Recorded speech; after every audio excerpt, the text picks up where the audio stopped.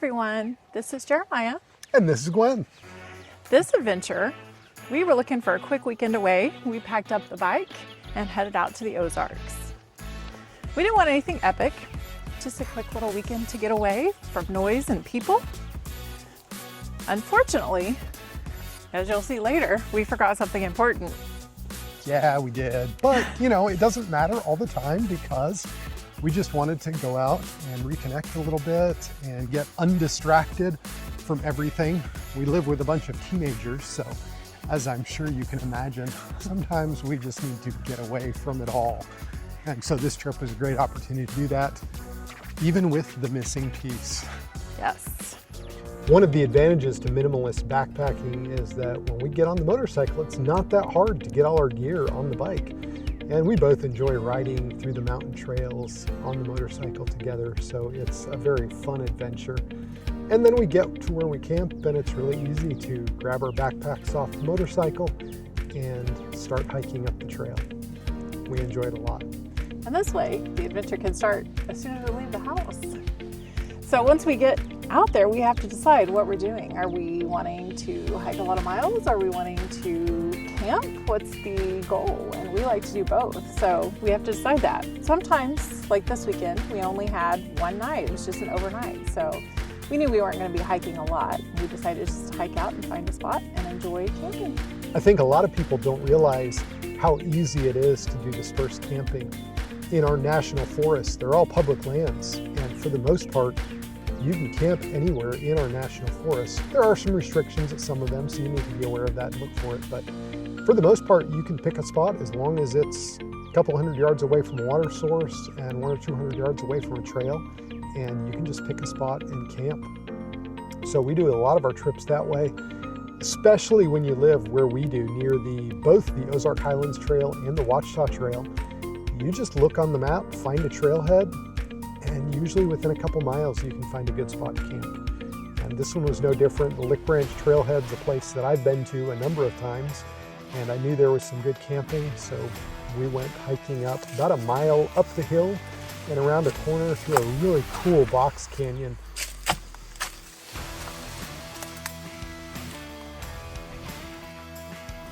And then up into a flat area where we could pitch our tent and enjoy a night away from the crowds and everybody.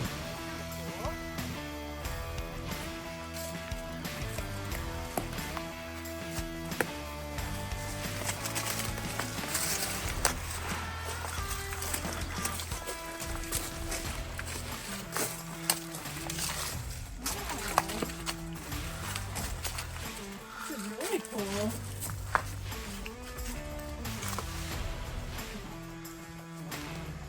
What do you think? How was the hike? It was good. It was fun? Fun. A little bit warm, but not bad. 80 degrees, 65% humidity. So it was a good hike. Well, we're set up, and the tricky part was that we forgot trekking poles at home.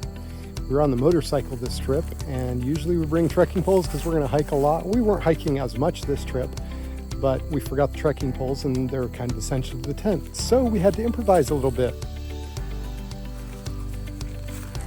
So there it is. Instead of trekking poles, we just found sticks that are appropriate length. And you can see that the other side of the tent is sagging just a little bit. That stick's a little bit too short, but we will likely find something a little better. But that's a pretty good pitch for not having trekking poles and only having sticks to put in. And on the inside, we have regular wide Nemo tensor pads with the ZenBivy.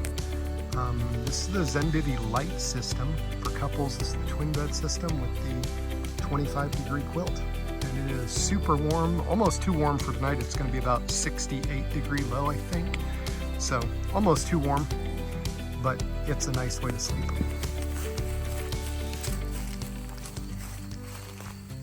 We really enjoy a good campfire when we get out on the trail. Marshmallows roasting and just the warmth, and it's just so mesmerizing to stare into a campfire. It's fire therapy. Definitely. We don't need a lot of firewood, so we'll find some standing dead wood or maybe some stuff that's laying on the ground, and often we have to break it up a little bit. So you got to work through the best way to do that. And it's really easy if you can find two limbs, two trees that are really close together, you can put the wood between the two trees and snap it off, and it usually works pretty well. Who needs a chainsaw? You're not going to do a lot of wood that way, and it's not going to get it in small chunks, but it's small enough to be able to use as really good firewood. And it's really fun to watch him do it that way. So when we start making the fire, usually it's my job to stand around and break up the little pieces of wood. So I'll find a dry branch that's fallen somewhere and break them into small pieces, and then increasingly larger sizes. We want wood starting from little twigs to some finger size, to some thumb size, and then ideally some wrist and arm sizes for burning. And then when we get started building the fire, I really like starting the fire with cotton balls that are soaked with Vaseline. It's a really good fire starter.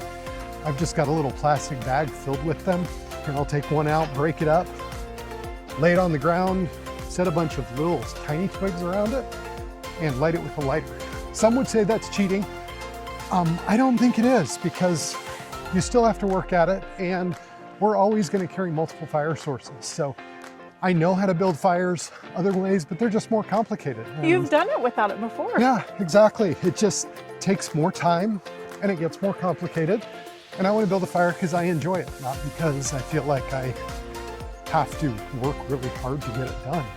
So we get our fire started and then slowly add fuel to it. The basic rule for adding fuel to the fire is when the flames are above the fuel that's existing, you can add more fuel to it.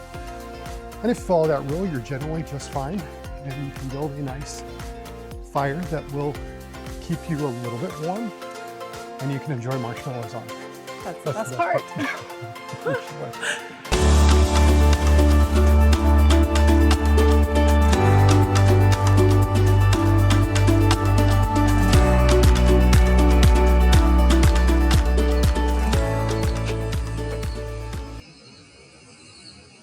So we do our best to follow the leave no trace principles, and there are 7 principles that I'm not going to go into right now, but we will at some point.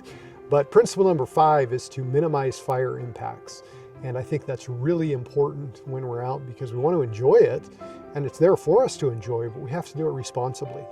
So when we're getting ready to build a fire, we try to be really careful about where we're building it, make sure that we clear the ground of all the debris and dry leaves, and I try to clear it quite a bit around where I'm going to build the fire so that I don't have it catching other stuff on fire. Once we've done that, we build our fire in that area and we keep it small enough to be controlled. So we don't want it to get big. We don't want it to grow outside of the bounds of where we've established our fire ring to be. Sometimes if there are a lot of rocks around, we might build a little bit of a fire ring. Generally, we don't worry about that. If there's already a campfire in the area that we're camping in, I'll use the ring that's already established. But generally, we camp in spots that nobody's been in a very long time. So that's the best way for us anyway. We always make sure the fire's completely out. And then the next morning, we usually get up and spread the ashes. And it's really fun to then disperse any extra firewood. That's the fun part, because we just throw it all out and just make it random. And usually by the time we're done, you wouldn't be able to tell unless you're looking really, really close. You wouldn't be able to tell we'd ever been there. Just kind of use our feet and spread the leaves back over, and it looks like we've never been there. Yeah, I think just like that. Like what? Like just that. like that. So it's a lot of fun to build a campfire, and then when we leave a campsite, we like to leave it to where you wouldn't know we'd been there. And I think we've done pretty successfully at that.